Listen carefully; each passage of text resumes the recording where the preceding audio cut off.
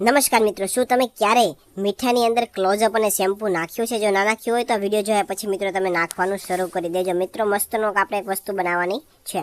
તમારે શું કરવાનું છે, ધીમા ગેસ ઉપર તમારે એક વાસણ મૂકવાનું છે અને ત્યારબાદ તમારે મિત્રો તેની અંદર તમારે થોડું એવું 2-3 ચમચી જેટલું મીઠું તમારે ઉમેરવાનું છે. અને ત્યારબાદ મિત્રો તમારી પાસે જે પણ ક્લોઝઅપ હોય લાલ ટૂથપેસ્ટ એ તમારે તેની અંદર થોડી નાખવાની છે અને તમારે ચમચીની મદદથી મીઠું અને ક્લોઝઅપને મિક્સ કરી લેવાનું છે. હવે આટલું થઈ જાય પછી તમારે હવે એક પડીકી જેટલું શેમ્પૂ તમારે આની અંદર નાખવાનું છે અને ફરીથી તમારે ચમચી દ્વારા મિક્સ કરી લેવાનું છે આ ત્રણેય વસ્તુને. અને પછી તમારે મિત્રો ધીમા તાપે તમારે અડધો ગ્લાસથી જેટલું તમારે પાણી તેની અંદર નાખવાનું છે અને તમારે ફરીથી વ્યવસ્થિત બધું આ છે એને મિક્સ કરી લેવાનું છે. આટલું થઈ જાય પછી હવે મિત્રો તમારે તાની અંદર 1 ચમચી જેટલા બેકિંગ સોડા નાખવાના છે અને ત્યારબાદ તમારે ચમચીથી મિક્સ કરવાના છે, એટલે ફીણ જેવું ઉત્પન્ન થવા લાગશે. આટલું થઈ જાય પછી હવે મિત્રો છેલ્લે તમારે નાખવાનું છે વિનેગર. થોડું એવું વિનેગર તમારે ઉમેરવાનું છે. જેવું તમે વિનેગર ઉમેરશો એટલે એકદમ ફીણ જેવું ઉત્પન્ન થશે અને ત્યારબાદ તમારે લગભગ 5 મિનિટ સુધી તમારે ધીમા તાપે ચમચી દ્વારા મિક્સ કરતું જવાનું છે. જેમ જેમ તમે મિક્સ કરશો તેમ તેમ ધીમે ધીમે ફીણ પણ બેસવા લાગશે. હવે જ્યાં સુધીની અંદર આ બધું થાય ત્યાં સુધીમાં તમારું નામ અને તમારા ગામનું નામ કોમેન્ટ કરીને જણાવી દો, જેથી કરીને અમે તમને સ્પેશિયલ થેન્ક્સ કહી શકીએ.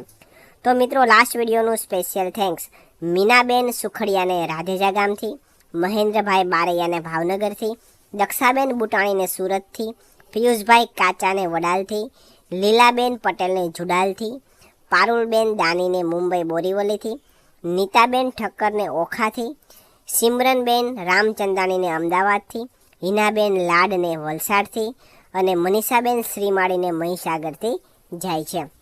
મિત્રો તમે પણ તમારું નામ કોમેન્ટ કરીને જણાવી દેજો, જેથી કરીને અમે તમને સ્પેશિયલ થેન્ક્સ કહી શકીએ. તો મિત્રો તમે જોઈ શકો છો કે 5 મિનિટ સુધી આપણે વ્યવસ્થિત મિક્સ કરશું, હલાવીશું એટલે ફીણ પણ ઉત્પન્ન થશે અને ધીમે ધીમે ફીણ જેમ હલાવતા જશું તેમ ફીણ પણ નીચે બેસી જવાના છે. પછી તમારે મિત્રો ગેસ બંધ કરી દેવાનો છે અને તમારે ધીમે ધીમે ચમચી દ્વારા હલાવતું જવાનું છે, જેથી કરીને ફીણ છે બધા ગાયબ થઈ જાય અને એકદમ વ્યવસ્થિત લિક્વિડ બનીને જે તૈયાર થયું હોય એ તમને દેખાવા લાગે. હવે મિત્રો જે આ લિક્વિડ બનીને તૈયાર થયું છે એને તમારે ઠંડુ કરવા માટે તમારે મૂકી દેવાનું છે એક વાસણની અંદર અને ત્યારબાદ મિત્રો તમને જણાવી દેવાનો ઉપયોગ તો આ છે વાસણ ધોવાનું ઓક્સિડ લિક્વિડ. મિત્રો વાસણ ધોવાનું લિક્વિડ તૈયાર થઈ ગયું છે. તમારા ઘરના વાસણો ગમે તેવા ચીકણા હોય, ગંદા હોય અથવા કાળા પડતા થઈ ગયા હોય, કાળાશ આવી ગઈ હોય તો તેવા લિક્વિડને તમારે મિત્રો બજારનું કોઈ લિક્વિડ લેવાની જરૂર નથી. ઘરે તમે આ લિક્વિડ બનાવી શકો છો અને આ લિક્વિડ તમે તમારા વાસણો ધોશો એટલે એકદમ વ્યવસ્થિત સાફ થઈ જશે, એકદમ નવા જેવા બની જવાના છે, એકદમ વ્યવસ્થિત સ્વચ્છ થઈ જશે. તો એકવાર અવશ્ય ટ્રાય કરજો, સારું એવું રિઝલ્ટ જોવા મળશે. જો તમને અમારો આ વિડીયો પસંદ આવ્યો હોય તો વિડીયોને લાઇક કરજો, શેર કરજો અને આવા જ નવા વિડીયો જોવા માટે અમારા ફેસબુક પેજને ફોલો કરી દેજો અને યુટ્યુબ ચેનલને પણ સબસ્ક્રાઈબ કરી દેજો. ધન્યવાદ.